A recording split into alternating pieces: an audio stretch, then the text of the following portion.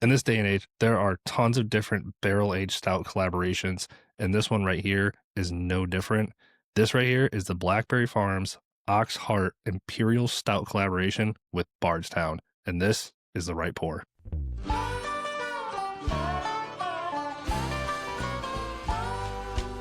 Wow. This thing right here is a blend. It says it never stands still. It's 45% Bardstown Bourbon, 6-year aged. It's 75% corn, 21% rye, and 4% malted barley. It's got an 8-year, 25% of Kentucky, with a 53% corn, 26% rye, and 21% malted barley, and then a 14-year Kentucky, 21% blend with 78% corn, 10% rye, and 12% malted barley. It's really small on the bottle. It's small and it's black and gold. It's hard to see. And then they got another 14 years, 9% blend of Kentucky, 75% corn, 13% rye, and 12% malted barley. So there's some pretty big age in here, and big age statements, but also it looks like there's a lot of corn based, like high corn bourbons. Yeah, it looks like, because you got the Bardstown is 75%, and both of the 14-year Kentuckies is over 75 plus. The first 14-year is 78%, and then the second 14-year is 75%. Oh golly! So there's a lot of, and then the Bardstown is 75% corn too. But it kind of looks like it's a 45% blend. So it's about a half Bardstown, and then the rest is Kentucky. But the youngest is the Bardstown, so right. I wonder how it blends in pretty good. The sweet spot that they always talk about is theirs is always that 6 years we talked about in the other previous episodes. What's the proof on this one? It is a 107. It is a 107. I remember seeing that. All right, so it's a 107. All right, let's give this a fresh crack, and then as it opens up, we'll go a little bit more into detail on it. Yeah, go right ahead. Now, I do know, to be upfront with everyone, I won this in a raffle, right? So this was only released in Kentucky and Tennessee, though. Oh, I didn't know that. Here we go.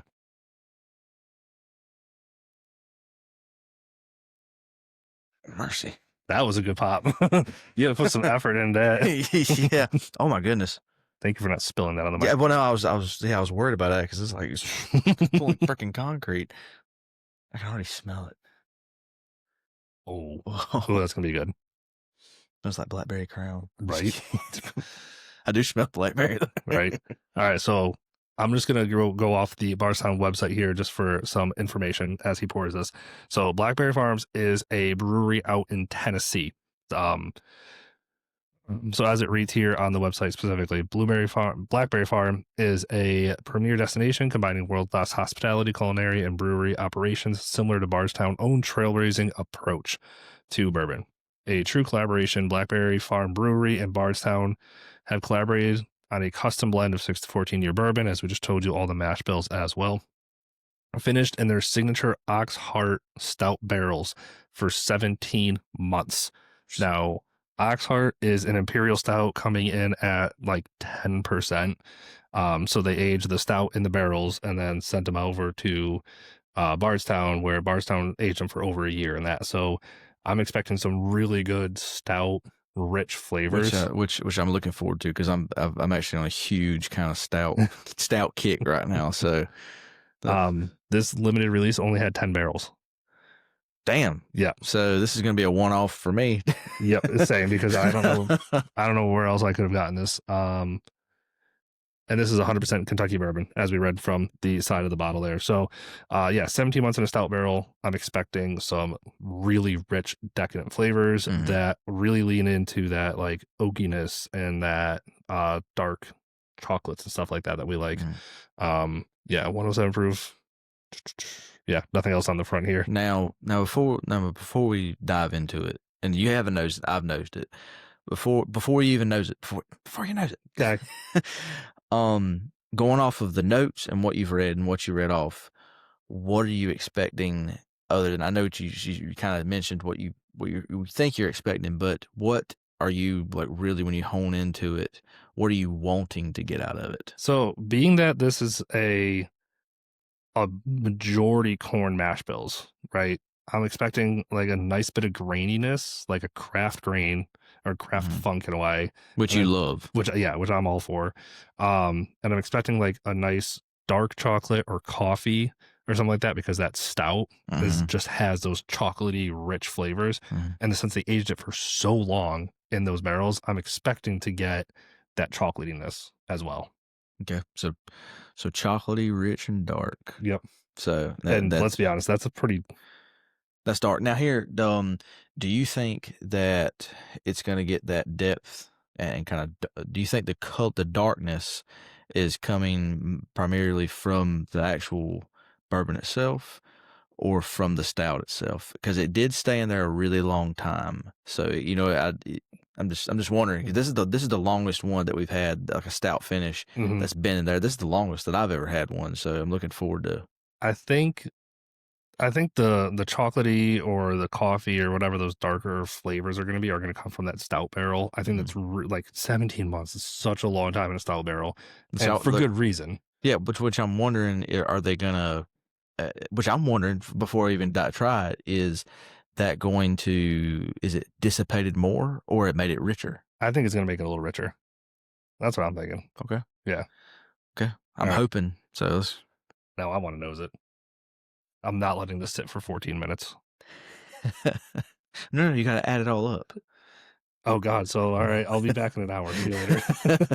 That would be like 30 minutes. Yeah, like just shy of it. No, it'd be longer. No, it'd be like 45 minutes. Okay, so for context, we just finished recording a single barrel from Steve Nally. This one, Bardstown. yes, we a Bardstown single barrel. This one, yes, that one. It replaced the spot when I took that one out. This one already noses with a little more ethanol. I was gonna say that. I was like, damn, this is a 107. That one's almost 130. Yes, this 107 noses at a higher ethanol burn than the 130 did right off the bat. Like I got to cut through that ethanol first, which is wild.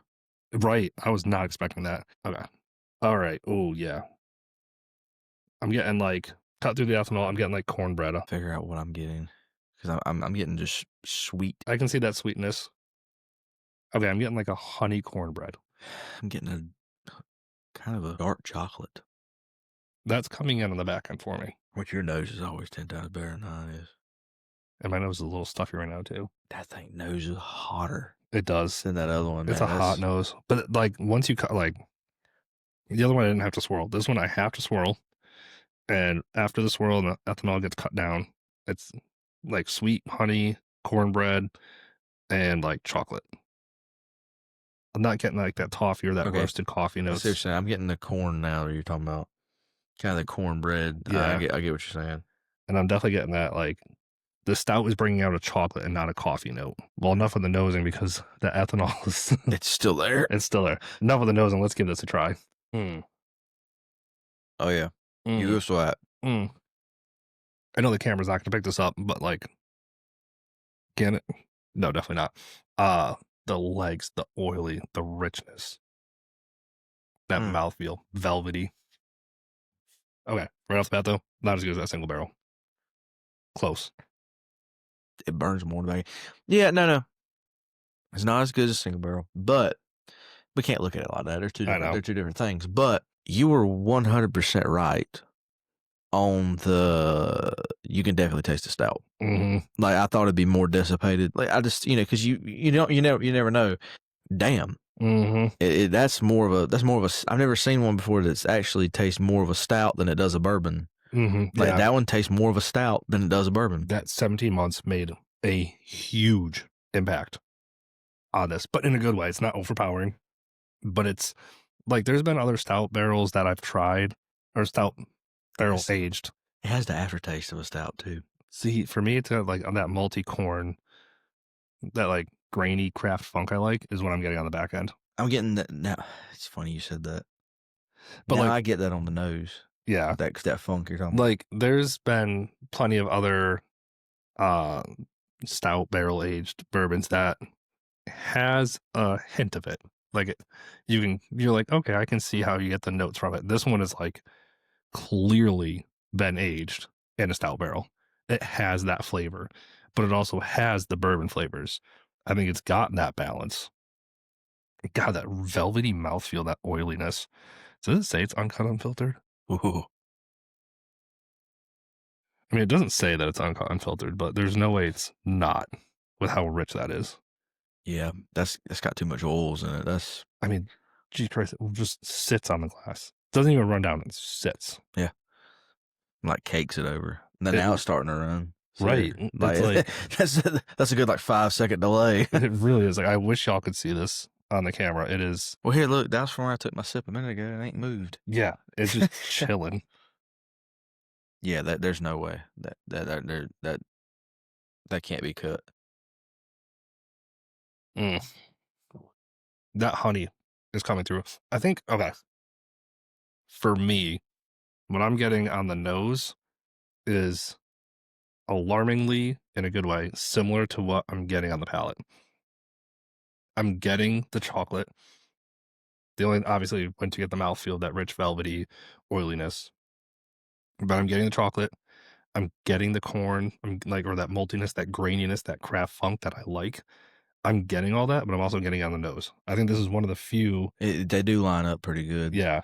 I will say, if I had to nitpick and say, because it's really, really good, I do like it. I enjoy it a lot. The craft funk, going back to what we've done in the past, you like more of the, what's it? I don't know what kind of corn it'd be. The more regular corn. Right. You like the regular corn funk, as I like more of the sweet corn funk. Yeah. And this one has more of the regular corn funk that Yeah, I don't like. The Kentucky corn, the Iowa corn. Yeah, whatever, like that. Illinois. That I don't really like. We'll call it northern corn. Yeah. It has more of that northern corn. Yeah, and that's the one thing that. Keep in mind, I don't know if northern corn is like the legitimate term. That's just what we're going to reference it, right? We're trademarking northern corn for lack of a better term. The northern corn. But to me though, I could see one reason why they wouldn't put the sweeter corn, because it would overly sweeten it. I agree. It would be too sweet then. But I was just, if I'm just nitpicking of like something that I don't like about it, it's that, because I do like the corn funk in most stuff. I do like it, but this one is too strong of the what I don't like, and it's the only thing I would nitpick about it. But no, it's definitely it's very, very good. It's good, yeah. It's the most truest to a stout collaboration that I've ever seen, because even on the back, on the back feel of just sitting here, it tastes like I've been drinking a stout. Yeah, like it, and I like that. Yeah, exactly. Like it has that depth, that darkness to it that does remind me of drinking a stout. Maybe a little bit lighter of a stout, because like an Imperial stout is rich, dark, high proof for a beer at least. And this would remind me of like a lighter stout, like a 6% or whatever, you know what I mean? But like it has the flavors, and I think even though this is rich, velvety mouthfeel, it doesn't have that like lingering like heaviness. Yeah.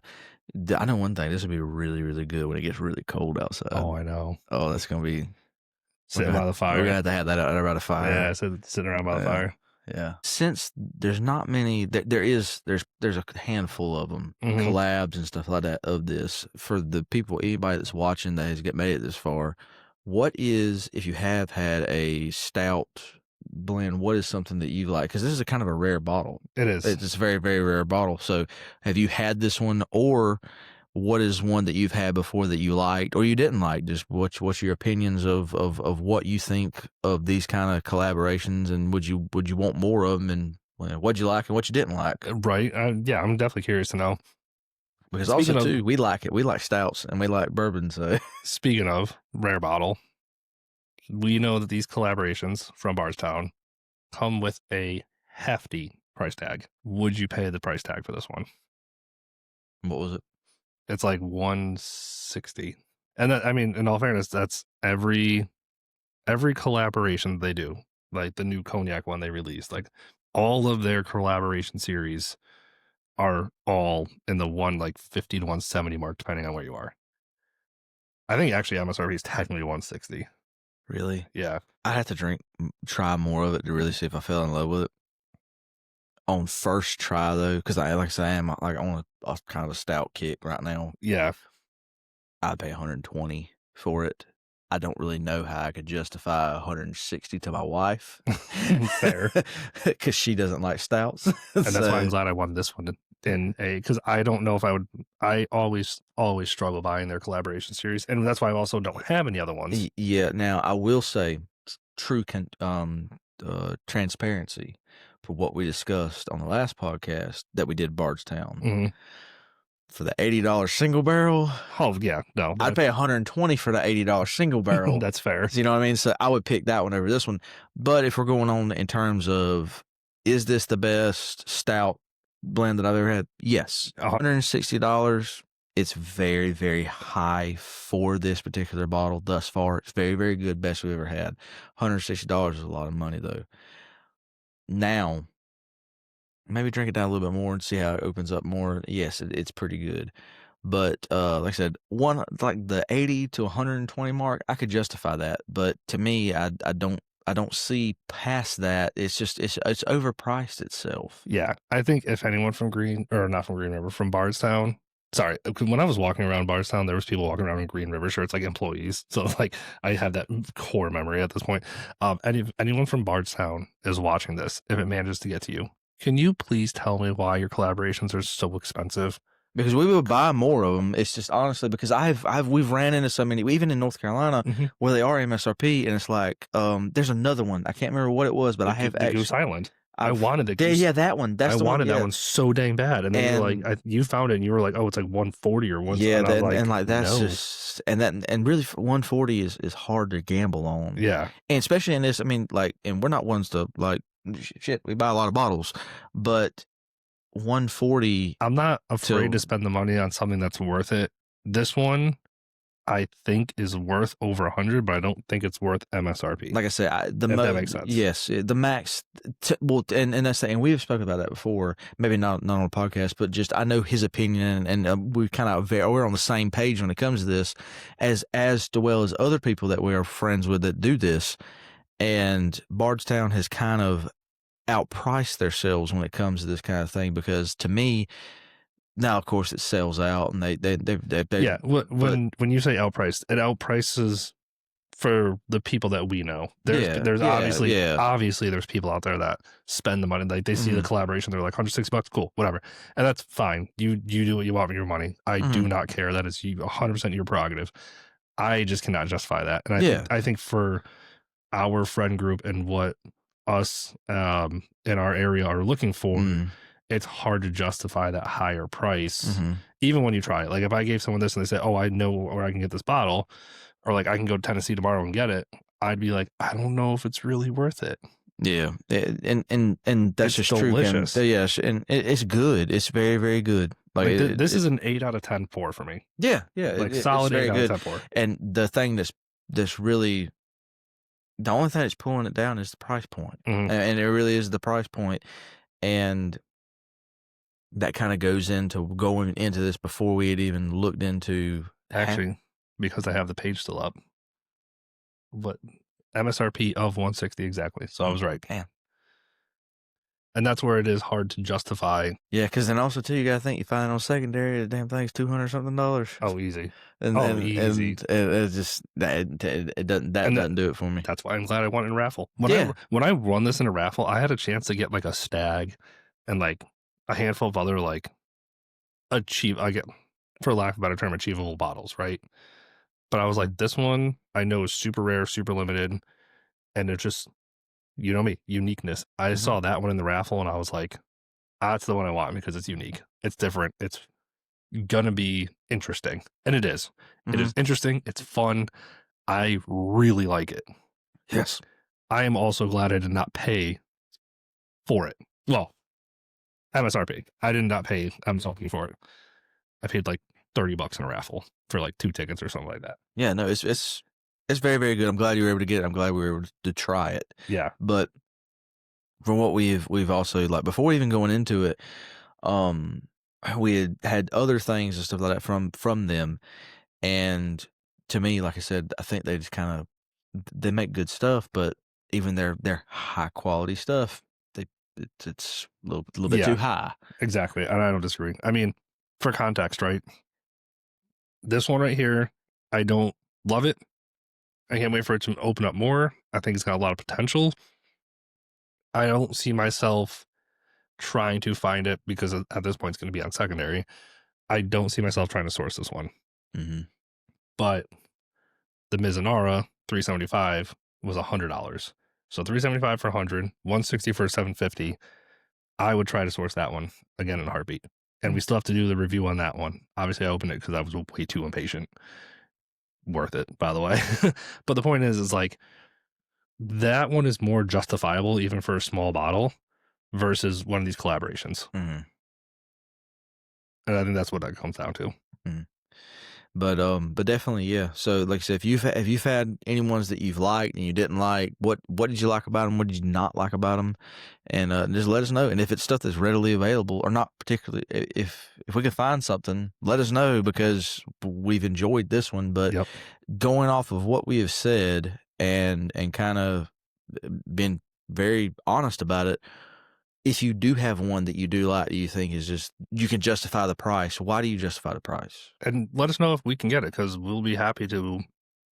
If you can justify it and you tell us why, we have no problem trying to source that bottle to bring on the channel. Yeah. And then we want that because we want to try new things that people are interested in because I know we like trying new things to begin with, whether it be something we like or we don't like. Because Justin, we'll tell you if I don't like it, I don't like it.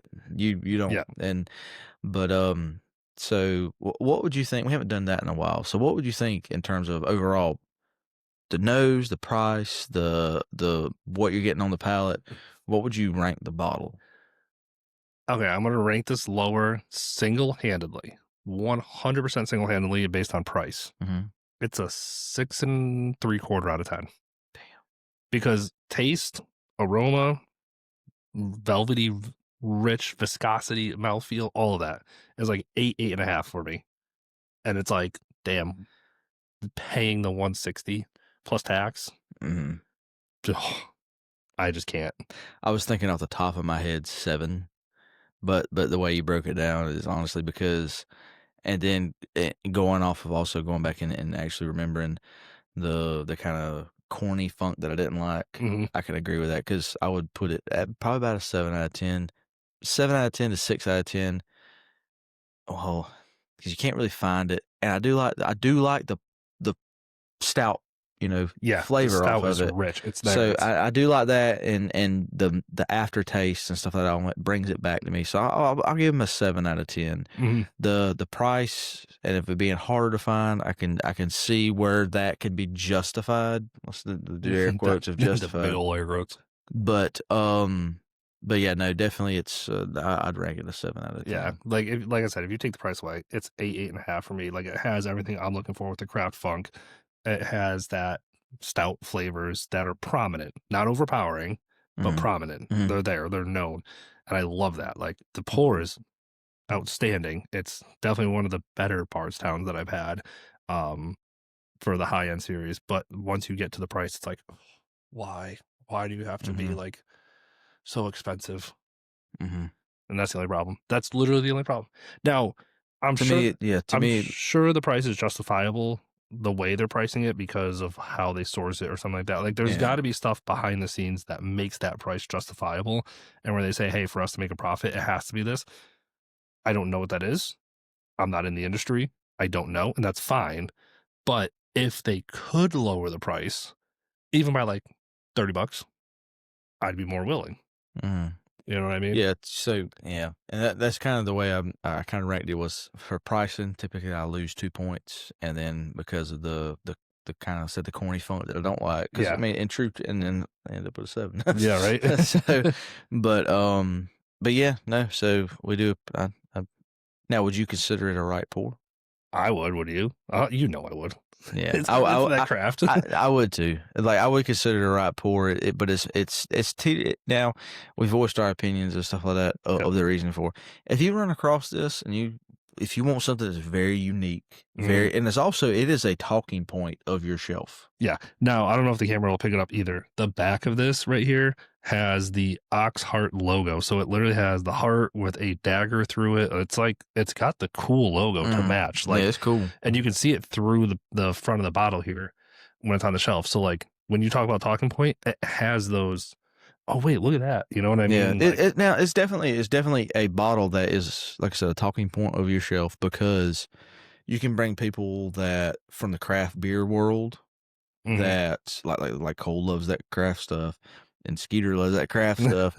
That might be something. And so do I. Yeah, well, we all do. But what I'm saying is that's kind of what their main thing is that, and it might be something that you could get somebody into it. So I mean, if you like craft. Beers and stuff like that, and you're just now getting into bourbons, and you maybe have seen this right here, and it might be maybe that. Now then, I would justify the price, because you find it, and that's what you like, and it's kind of another gateway into the world. Speaking of gateways, I think this one is a good gateway for someone that is into stouts, into craft beer, that wants to get into the bourbon, like you said, right?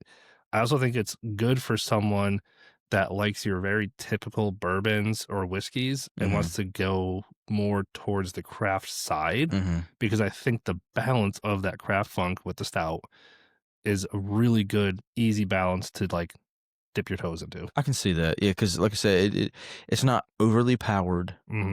It's not overly weak. Right. It's definitely got a very, very good balance of what you said. So yeah, even down to the funk of the corn that I don't like, but you like that. So it's just one of them things where they said it's a well balanced for what it is. Like I said, you're going for what it is. You're paying for what it is. You can't buy this and expecting it to taste like a stag or whatever. Or right. Read the review. You know what I mean? Right. And this is also a very good bottle that also think about it. If somebody that's never barely had that much bourbon, they have had beers or they have had something else, this is one of them bottles that definitely shows our world to people that don't understand it. Yeah, bingo. Nailed it. And that, now in terms of that in my opinion would justify the price, because of you can show somebody an entirely different than they did. Oh, that's just Burns, or oh, this is this, and both of these bottles, both the one that right there will confuse somebody, because then they go into a store and they buy, oh, it's 130, it ain't that bad, and it'll burn them up real bad. But no. Yeah, I feel like that it depends. Like, if you run across this bottle, it's a very, very rare bottle, and also too, I would honestly say 8 out of 10 chances, if you're going to overpay for an allocated product, pay for this instead. Pay for that instead. That's fair. Yeah, that's actually a good point. Because if you're willing to spend anywhere between $150 to $200 on a bottle that's allocated, buy this one instead. Yeah, because in my opinion, is that allocated? No, it's just limited. No, well, it's not. Well, okay. I guess if you want to call allocation, it says it's only available exclusively in Kentucky and Tennessee. So is that allocated? Yes. Is it just rare because it's only 10 barrels, which will yield maybe 1,500 bottles? To me, that's rare and allocated. Yeah. I mean, like, to be honest, I mean, honest with you, if the bottle checks a lot of boxes. Don't get me wrong, the bottle checks a lot of boxes. Not for us personally in terms of we would buy it, but I could see justifying it. Yeah. Like I said, it opens up a lot of different avenues for you. I think when you put it in that aspect of, if you're in Kentucky, Tennessee, that bottle's still there, and you walk in and say, I want to spend $150, and they say, oh, $150, you can get a freaking E.H. Taylor. Okay, well, for $10 more, you can get this one. Get this one. Yeah, get that one, because like I said, in my opinion too, one, that's going to be a talking point, and like, oh, you might have let's say you get the EH, like you said, that right there's 10 times better than most EH products, except for like the single barrels and the barrel proofs. But like, say if you find a barrel proof for $160, go for it. So don't, that's a different. Read the label. If it's green, read it, like go for it. But no, like a regular EH, like I said, overpriced EH, a small batch, or even a single barrel. Yeah. Which I don't know, that's kind of a good price for that as well. But it shouldn't be. Let's make that clear. Yeah, it's just we're in South Carolina. But yeah, no, that one out there is definitely a bottle that it's it's very diverse, opens up a lot of talking points, and I would be glad that I had one. I know you're glad you have one. Oh yeah, I love that I have it. Yeah, it's definitely 100% a talking point, and it's one of them bottles that if you did have on your shelf, you would definitely show it off. Yeah, it would be one that like you want to try something cool, something different, something unique. Yeah, it's definitely it checks off a lot of boxes. Like I said, what do you like? Sweet? Okay, it has sweet. You like chocolatey? Okay, it's got chocolatey. You like craft funk? Okay, it's got craft funk. Like it's got that well-rounded balance that will give a stepping stone for someone at some point that you can show off, and people are gonna be like, "Huh, I never thought about this." Yeah, like I said, it opens up a whole new world for people that's coming from that never had it, or all they've ever had is Jack Daniels or Jim Beam. You know what I mean? Bad Jack Daniels. Let's make that clear. Yeah, but yeah. Number 7. Yes. Sorry. Yeah. But yeah, I mean, at the end of the day, for the price, if you're going to spend the money on something allocated, spend this instead. Explore your options, your palate. You'll never know what your will or will not like. Because at the end of the day, just like you don't like the craft funk, the corn funk on this one, you found what you liked in it as well. Oh, yeah. I liked 80% of it. And 5%, I'd say 5% I didn't really like the corn funk, which I got every other sip. So you liked 85%? No, let me finish. Okay. And then the rest, the other 15 would be the price. Okay, that's fair. But but like I said, I can justify the price. Yeah, I can justify the price, but to me, I personally wouldn't get it. Yeah, but I haven't been there and had the opportunity to buy it yet. You know what I mean? So I don't know where I'd be at that particular moment. So like if I'm in Kentucky or if I'm in Tennessee and run across it, and I say I'm at the liquor store or something like that, instead of buying 3 bottles, I mean I might just spend the same price and get the 1 bottle. So yeah. So to finish this off, I guess I'm going to take back what I said in terms of like I wouldn't buy it again because of the price. No. Now that we talked it out, I think I would justify the price now that I've had it if I'm already going in the store looking for something else, knowing what this is. If you're looking for a win that week and it's been a while, this is definitely a win because you can then drink more of this bottle and explore more with it and see what you like and don't like about it, and also share it with your friends more. And then have a spare. So like it's definitely justified. You just have to break down the moment, break down the situation. Yep. And like I said, it's a Wright Pour. Yep. What would be an appropriate price you would pay for a pour of this at a bar or a bourbon bar? $25 to $30. Really? I think so. Okay. I mean, I spent what, $40 on a Russell's 15. That's a Russell's 15 though. Okay, but yes, it's $250 bottle. Yeah, and then you add inflation for bars at $250 for that bottle. Call it $350 for a bar at $40 for an ounce and a half. Well, just because some bars are 2, some are 1, right? So we'll meet in the middle here at 1.5. I paid $40 for it. I'd pay like $25-$30 for this one. Okay. Considering that like an each Taylor up there is going to be also the same price. Yeah, I'd rather pay for that. Exactly. Yeah. So I get what you're saying. I was just wondering. Yep. What would you pay? $10. Fuck it. That's what you pay. That's what you pay. Simple as that. Damn, I'm out. I'm out too. Well, I got a little. Yeah, right. But we appreciate y'all getting here to this far. If you've gotten this far, don't forget, like, subscribe, share this. We want to know what you think, what bottles you want us to review as well going into the future. We have tons here, but we're always looking for more that you want to hear about. So till next time, cheers, y'all.